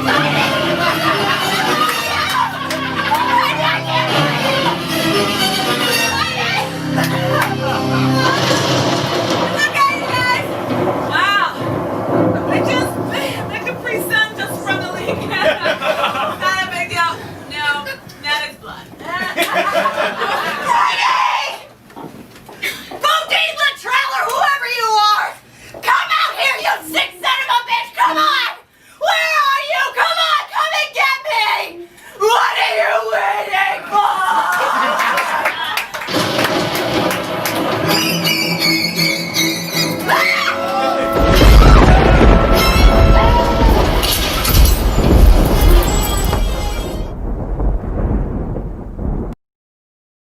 Ooh, the suspense of it all. The suspense. All right, so the next scene we're going to show you takes place right after this one. The reason why we couldn't cut them together is because we have, as Libby will attest, a 3-minute limit. We can't show a video more than 3 minutes. But this next one we wanted to show you because it is very important. Oh my God. So true. I mean, Yeah. it was Joe Donahue. Who? I think Joe had to log off because he had something else to do. Thank so- God he didn't see that because I totally love love both of them. Anyway, I love them both so much, but they were so different. So different. So different. So funny. You know, oh my God. Joe was more of like a prep scholar, Ray J, but he was stupid as dirt. And he was such a pretty boy, you know, he's like the tragic. Yeah, you know? yeah. But then Ben like, takes off his shirt and the audience is like, dang. He was like Ryan Phillippe to Ben's, like, I don't know, like, I was like, can you take off your shirt here? You'll see more of that later. All right, advancing the plot. So the next scene you're about to see is a very small snippet. It's only about 45 seconds because we want you to see what happened to Tiny after she gets killed. But the lighting is so dark and there's all these strobe light effects and you really can't tell what's going on. But we really wanted to share this. So enjoy this next clip.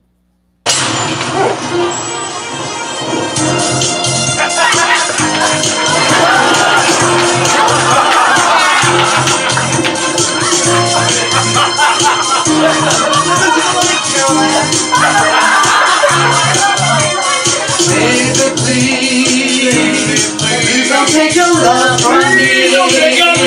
I am yours forevermore.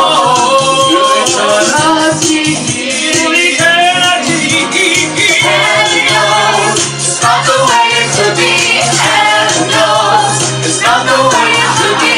Don't you know we're going to leave?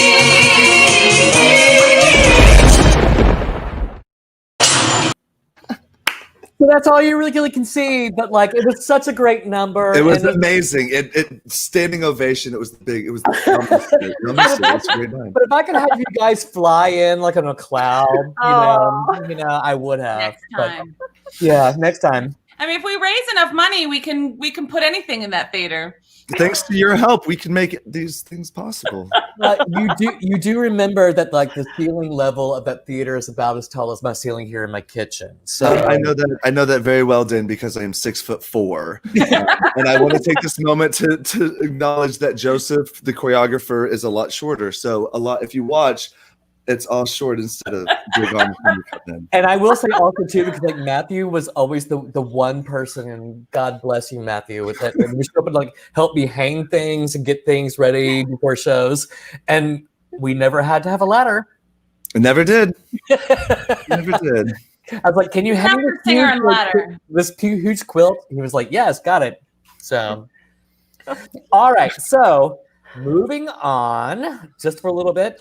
So you just saw, like during the two choruses of Heaven Knows, there's this strobe light effect where you see Sissy running, and she's running, she's being chased by the killer, and then like the angel chorus comes back on and sings another verse, and then you see strobe light effect, and Sissy's running, being chased by the killer. She turns back, she grabs the killer by the mask, she pulls the mask off his face, and we find out who the killer is. Oh, damn! It's Ray J! It's Ray J! He's totally the killer! Arrest him! Is that true, Ray J? Yeah. You killed Twink? Rosemary? Yeah, I killed Twink and I killed Rosemary. You're Tiny! No. I killed Tiny. I couldn't let Ray J have all the fun now, could I? No. Isn't that right, lover boy?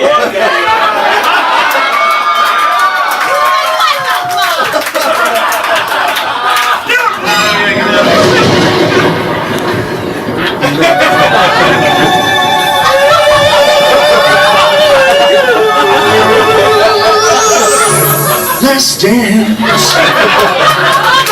last chance for love. Yes, it's our last chance for romance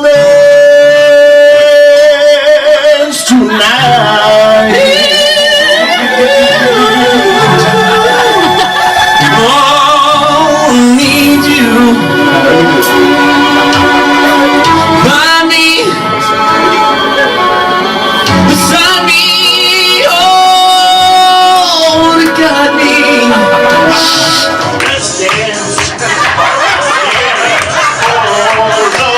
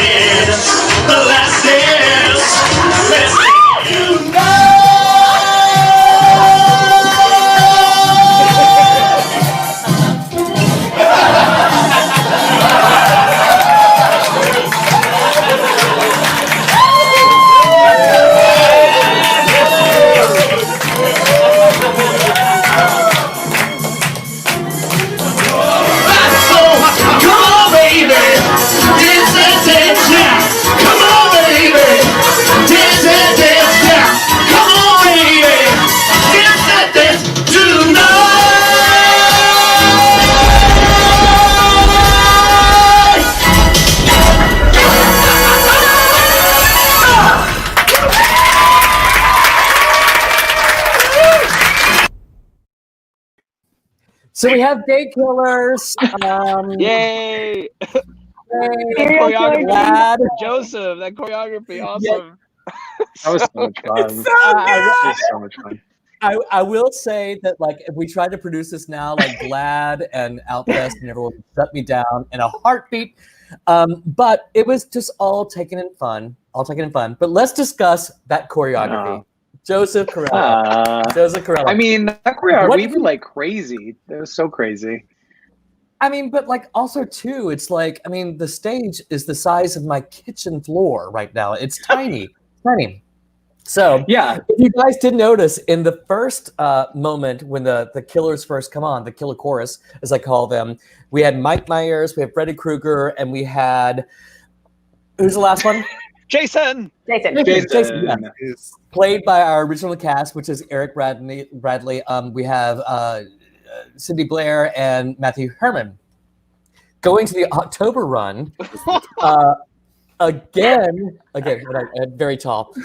Going to the October run, Les, who, like, we just love him dearly, but like it was just too much to throw at him to like teach him that dance break. So we were like, Joseph and I were like, what if we just have Libby do it with her hands tied behind her back? It was perfect. It turned out exactly how it should. Which ended up being, as I call again, a very happy moment. Like, it was like, oh, this is the way it kind of should have been to begin with. And it's totally, no offense, Sydney, you're great in it. But yeah.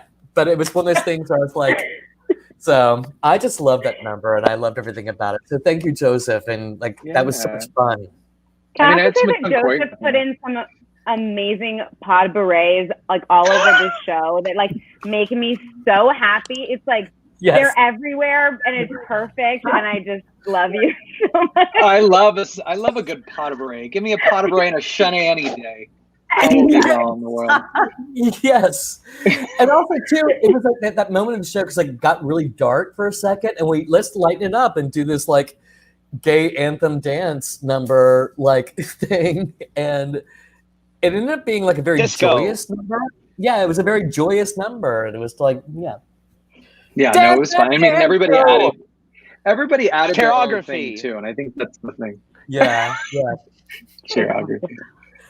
All right, so what we got to do right now is we're going to wrap it up. It's our last video clip of the show. Thank you. I'm not going to give my thank yous right now because that comes after this next one. But at the end of Last Dance, Wendy Storms has stumbled onto the stage. We don't really know why, because she has no reason to advance the plot at all, as Drew said earlier. And she's immediately kidnapped by and held hostage by Sheriff Haskins and Ray J. Well, I think your days at K-Sucks are over, Miss Weathers. Okay, seriously, James? Do you have like a lesion on your brain that prevents you from saying the word storms? Because if you do, just let me know. That'd be great. Okay, you got a gun in my face. Fuck me. I still don't understand. How could you two be the killers? You were both there the night that we hit that guy. Well, Sissy, that night that body you hit was indeed Bodine Luttrell of the Chicopee Luttrells. Chicopee Luttrells? That sounds like soup. It's a good thing you noticed that. Because he was my father, Sissy. Your father? Yeah. And I hated him. It was always, go fetch some smokes, Ray J. You run like a girl, Ray J. You can't kiss for shit, Ray J. Stop right there! Or else! Or else what? Or else that's...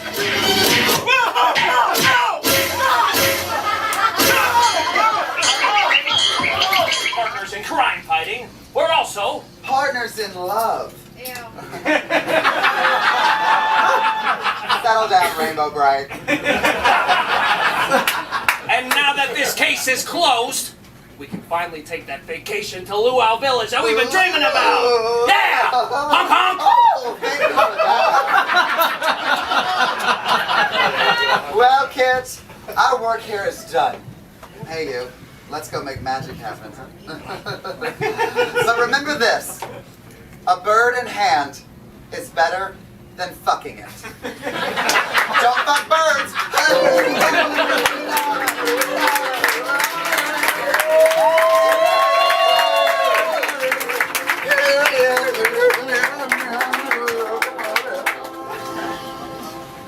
You okay? Oh, yeah, for sure. You? Yeah, I'm fine. How's Rosemary's baby? Oh, she's okay. She misses her mommy and daddy, though. Yeah, me too. Yeah, me too. Sissy, do you know any lullabies? Yeah, there's that one that Mom used to sing us, remember?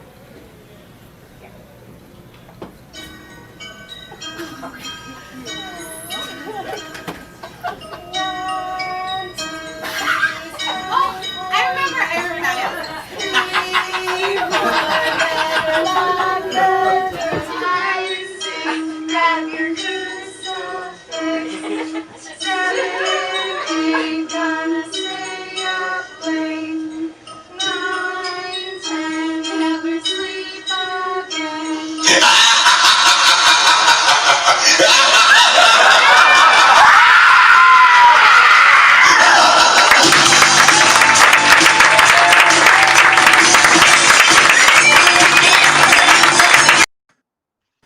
Yay! All right. Before we get to the Mega Mix, we got a couple more things we need to get through, just real quick. Thank you, everyone involved in this live stream tonight. Thank you, cast, crew, Mr. Dan, JT Seaton, especially the ones that could not be here tonight. Ben Palacios, Les is not on screen. Francis, who had a baby on Monday. Megan, our stage manager, who actually was the voice of the baby. When you heard the baby crying, that was Megan every night over a microphone. And of course, the last and certainly not least, our producer, Vicky Mendoza. The picture.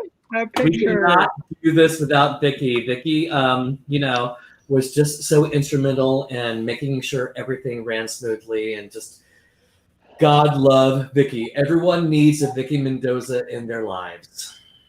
All right. It is time for the t-shirt giveaway. All right. I've written down. Guys, I need this. I need it. People who You can't win. That'd be really fucked up. No. Why have I been here for 2 hours? Oh my god. I'll buy you a t-shirt. I've disqualified everyone who's involved actually in the show. So. Oh, sorry, Amy. Sorry, Amy. For AFE.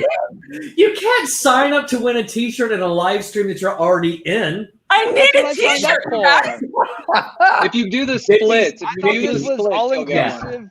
Vicky, if you're listening, free t-shirt. Yeah. All right, Drew, pick a number between 1 and 25. 9. Frank Bruno. Frank has been Crap, did I freeze? vying for this shirt for the past couple weeks. Hey, DM us your address, and we'll send you a t-shirt of your choice. Speaking of t-shirts, we still have plenty left over. They're on our Donna Summer Facebook page, on our merch channel. We have t-shirts, we have bags, and we have very onesies. Oh, yeah. So, Francis, when you're watching, you will get a onesie very shortly. All right. Last chance for a call to action for Cavern Club Theater. This video will stay up for another week, but still give when you can. If you can. If you can't, that's totally okay. Just go back to the theater when you can. But if you can, we put together this little small video of our shows and how you can support. Yay, Joey. Thank you, Miracle. Oh, I'm sorry. Thank you. I'm sorry. I was going to announce the people first. Sorry, Vicky. David! Thank you, David. Thank you. Yeah. Thank you, Joey, too, for your $500. I just missed that. All right, great. Can we roll the video now?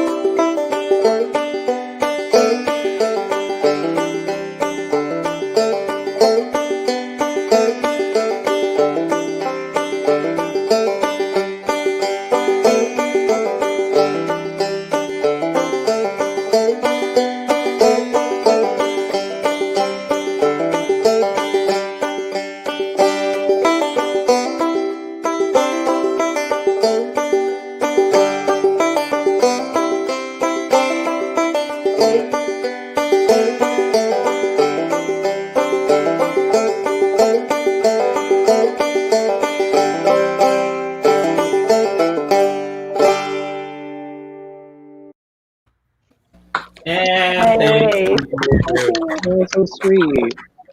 That was a great Vicky- show. That was so much fun. Vicky, again, backstage. I'm sorry I missed those donors, but like I hope they caught up with that. Anyways, the first week, maybe the first week, second week of December, we're gonna do another one of these for karaoke.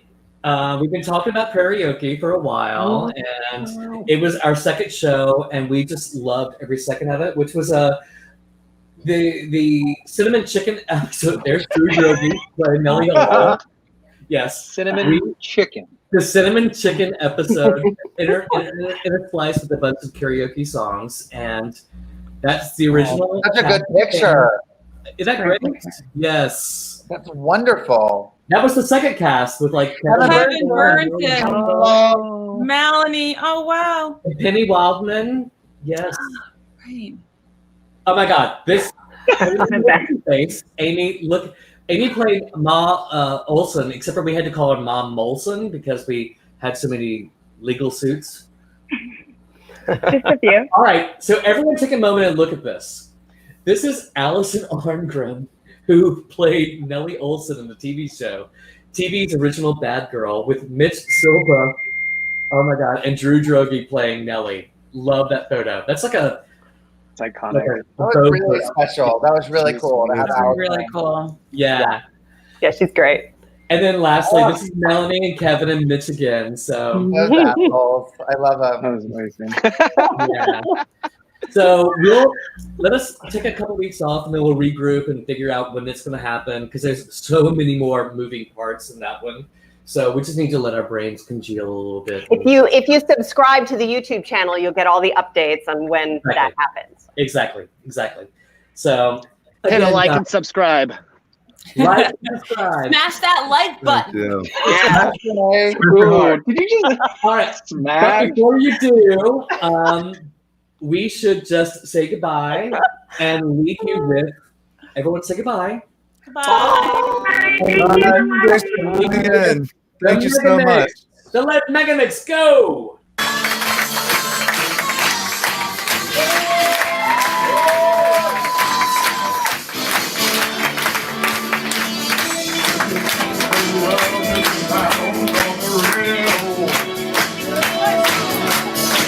And jump right in and find the love you lost. Oh, I got it. Down in my heart, I know I can say what I really feel.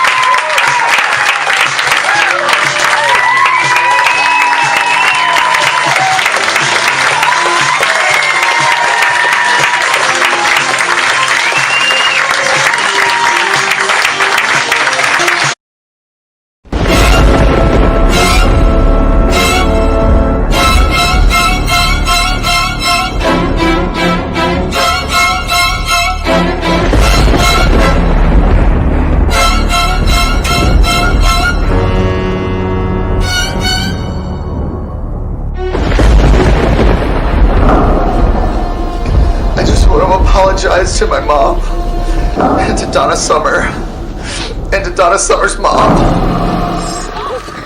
It was supposed to be fun. Now everybody's gonna die. I'm so scared.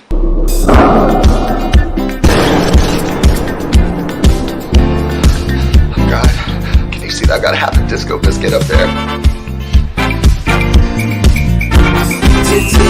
Hey, repeat.